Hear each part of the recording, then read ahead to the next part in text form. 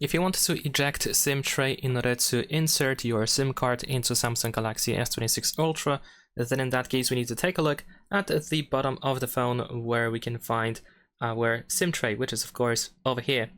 Now the SIM tray has this SIM tray hole, and we need to use an eject tool, which we can find inside the box, for example. So once you have your eject tool, we're gonna put it into this SIM tray hole over here, and then you want to push it into the phone with a little bit of force in order to make the SIM tray slightly pop out. So once that happens, once the SIM tray pops out, you should be able to remove it from the phone, and there we go.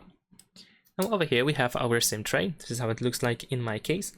So we have SIM card slot number 1, and on the reverse side we have SIM card slot number 2.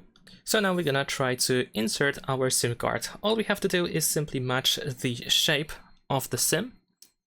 So let's do this, and you should be careful with your SIM because usually these SIM card slots are really loose and it's really easy to drop the SIM card. So make sure to keep holding it, and of course make sure that both SIMs are inserted properly. They should not stick out.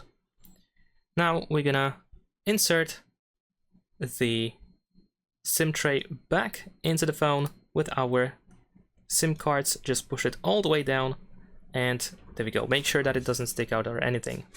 And that is pretty much it. Leave a like and subscribe